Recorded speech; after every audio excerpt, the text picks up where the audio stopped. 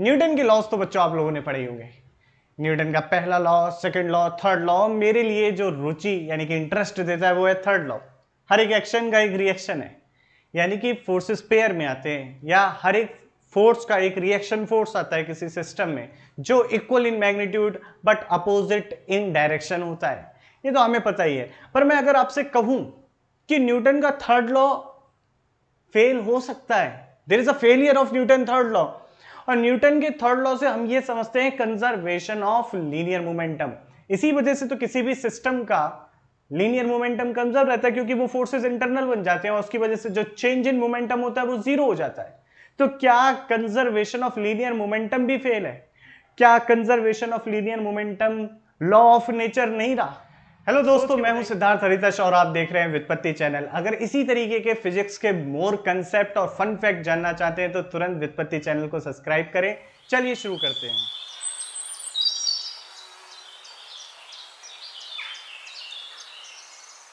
मैं आपको यहां पर एग्जांपल देता हूं। Yes, there is a failure of Newton's third law, पर क्या conservation of linear momentum valid है?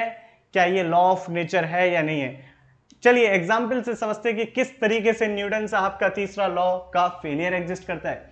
तो देखिए इस केस को देखिए बच्चों, पहला एक चार्ज है Q और दूसरा इसी की लाइन के अलोंग चार्ज है, दूसरा भी चार्ज मैंने कह दिया Q है।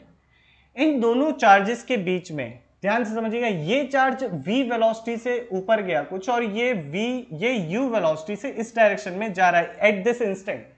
अब ध्यान से समझिएगा बच्चों, इन दोनों चार्जेस के बीच में एक इलेक्ट्रिक फोर्स या इलेक्ट्रोस्टैटिक फोर्स भी होगा।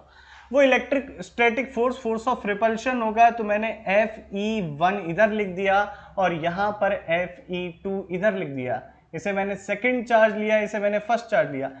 जैसा कि हम लोग जानते हैं, moving charge is the source of magnetic field. और दूसरा पॉइंट ये है कि अगर कोई भी मूविंग चार्ज किसी मैग्नेटिक फील्ड में जाए तो it will experience a force. तो यहां पे मैग्नेटिक फोर्स भी होगा, मैग्नेटिक फील्ड भी बन रही होगी, क्योंकि ये दोनों चार्जेस मोशन में है। तो इन दोनों चार्जेस की वजह से इनकी मैग्नेटिक फील्ड बनेगी और ये एक दूसरे की मैग्नेटिक फील्ड में मोशन में है, तो इसलिए ये फोर्स भी एक्सपीरियंस करेंगे। तो क्या ये फोर्स पेयर में आएंगे या नहीं आएंगे, यही देखना है हमको। तो ध्यान से देखिएगा कि अगर मैं बच्चों बात करूं कि इस वाले चार्ज की वजह से जो मैग्नेटिक फील्ड इस पॉइंट पे आएगी वो कैसी होगी, किस क्या मैग्नीट्यूड वाइज जीरो होगी। तो मैग्नेटिक फील्ड का जो फॉर्मूला होता है म्यू नॉट अपॉन 4 पाई, और ये होता है q v cross r cap upon r square. तो यहां देखिए आर कैप वेक्टर और वी वेलोसिटी में है 180 डिग्री का एंगल, तो डेफिनेटली इसकी वजह से जो मैग्नेटिक फील्ड आएगी वो आएगी जीरो। तो यानी कि ये वाला चार्ज कोई भी फोर्स एक्सपीरियंस नहीं करेगा।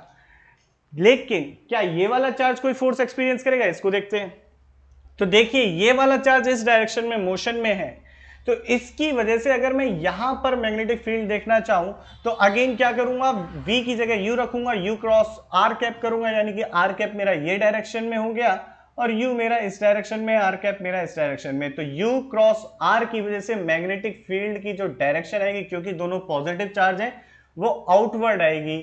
और अगर इस चार्ज पे फोर्स देखना है तो ये चार्ज मोशन में इधर है, ये चार्ज मोशन में इधर है, तो मैं देखूंगा v क्रॉस b से, तो फोर्स मैग्नेटिक फोर्स जो आ रहा है बच्चे इस पे वो आ रहा है टुवर्ड्स v क्रॉस b से इस डायरेक्शन में।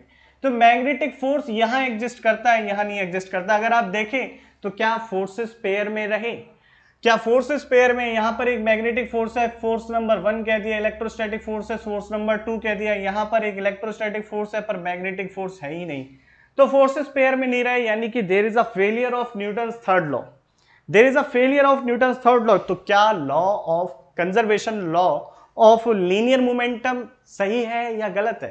क्या ये भी गलत हो गया? क्या मोमेंटम, अगर मैं इसे कंसीडर करूं, इस सिस्टम को कंसीडर करूं एक आइसोलेटेड सिस्टम की तरह, मैं सिस्टम मानूं इसे, तो क्या इस सिस्टम का मोमेंटम कंजर्व रहा? इस सिस्टम का क्या मोमेंटम कंजर्व रहा?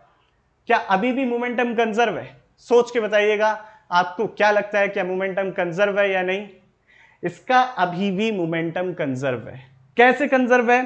देखिए कंजर्वेशन ऑफ मोमेंटम बॉडीज के लिए अलग है, लेकिन यहां पर मैग्नेटिक फील्ड है तो एक फील्ड भी अपना मोमेंटम रखती है, जिसकी वजह से इसका इफेक्ट मैग्नेटिक फील्ड पे आएगा, और या मैग्नेटिक फील्ड या इलेक्ट्रिक फील्ड वी कांट से।